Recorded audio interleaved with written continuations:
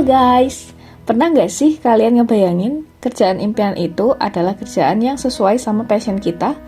Nah, kali ini aku mau ngajak kalian kenalan sama sosok yang keren banget, namanya Bu Yayu. Beliau ini bisa dibilang ibunya para anabul di sini. Kerennya lagi, kecintaan beliau sama kucing ini nggak cuma jadi kegiatan sosial, tapi juga berhasil diwujudkan jadi bisnis pet shop dan penitipan kucing yang menghidupi banyak anabul. Penasaran kan gimana ceritanya? Yuk kita ngobrol langsung sama beliau.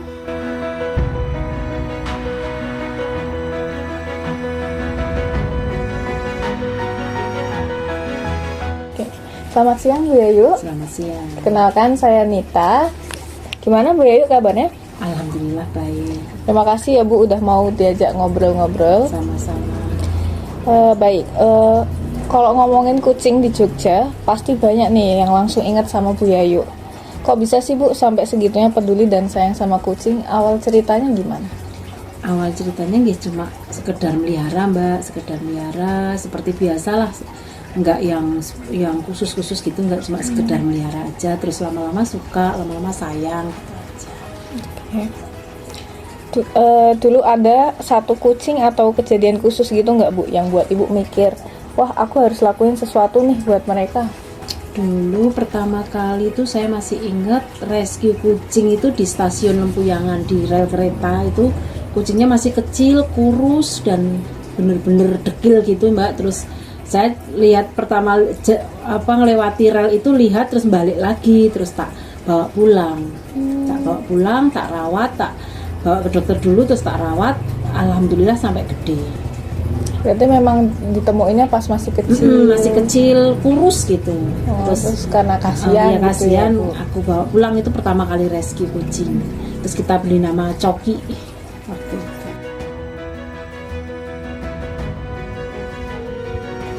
Untuk ngurusin kucing kan nggak murah ya Bu, apalagi kalau kucingnya banyak gitu. Kerennya Ibu juga punya penitipan kucing dan pet shop juga. Itu idenya datang dari mana Bu? Itu sengaja atau biar kegiatan sosialnya lanjut berjalan atau gimana tuh Bu? Dua-duanya sih Mbak. Jadi ya pertama memang gimana caranya bisa merawat kucing, membiayai kucing tanpa harus pusing, karena memang biayanya kan mahal. Terus kami buka pet shop itu, penitipan kucing sama pet shop, sama untuk steril juga ada. Oke. Jadi duluan mana Bu? Duluan nolongin kucing-kucing stray seperti itu atau baru bikin bisnis atau kebalikannya? Nolongin dulu, terus ternyata biaya juga banyak kan. Jadi kita juga putar otak gimana caranya biar tercover semua. Jadi terus itu kita buka usaha di perkucingan. Terus untuk hasil dari pet shop ini berarti juga untuk nolongin stray ya Bu Mas? Iya, kalau yang kita ambil di jalan dan kita pelihara di rumah itu kita biayai dari pet shop, dari penitipan untuk pakan, biaya kesehatan juga perawatannya itu dari situ.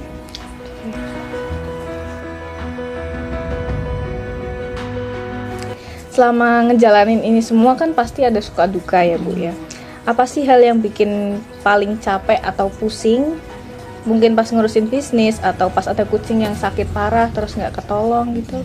Yo pas sakit parah terus biayanya kurang gitu, jadi ya susah. Karena kucing takutnya nggak survive kan, karena nggak ada biaya juga untuk bawa ke klinik, itu yang susah. Ya cuma paling terus kita rawat sendiri semampunya.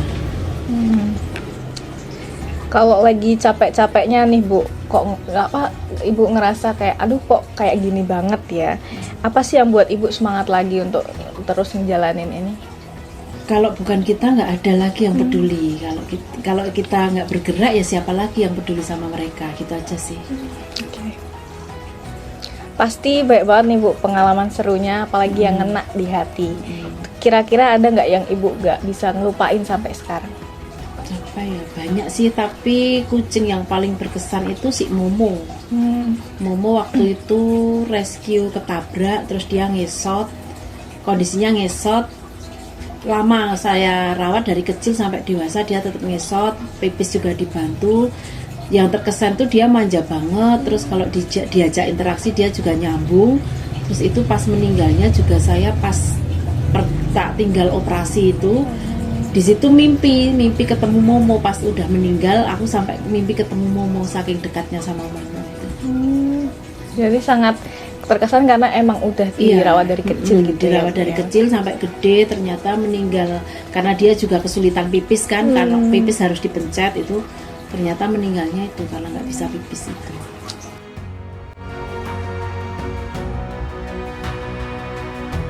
Saya lihat juga dari Instagram OY Cat Rescue, Bu Yayu juga bantu biaya kucing sakit yang direscue orang ya Bu? Iya. Itu untuk biayanya dari mana Bu? Dari donatur OY Mbak, yang sudah dibukukan di Bukas. Jadi para donatur ini transfer ke rekening saya, terus nanti kita catat itu untuk membantu pengobatan biaya klinik kucing-kucing yang direscue itu. Kami hanya membantu 75%. Kalau untuk 25%-nya itu yang tanggung jawab pelapornya. Kenapa kok 75% doang Bu? Awalnya dulu 100% dari OY Mbak, tapi terus kebanyakan pelapor-pelapor itu terus seenaknya sendiri. Terus kadang kucing-kucing pribadi juga dilaporkan kalau itu kucing rescue. Terus ada itu kita rubah lagi peraturan di OY Cat Rescue. Kalau OY itu cuma membantu 75%, pelapor 25%. Jadi sama-sama kita punya tanggung jawab. Untuk penyebaran donasinya itu lewat mana aja? Saya cuma lewat WA. Lewat story WA aja, jadi nggak di Facebook, nggak di mana-mana, tapi kalau untuk open donasi saya cuma di WA. Berarti kalau selain di story WA itu bukan ya Bu ya? Iya, kalau selain di story WA kok ada open donasi yang mengatasnamakan Bu Yayu atau OY Pet Shop, OY Cat Rescue, berarti itu penipuan.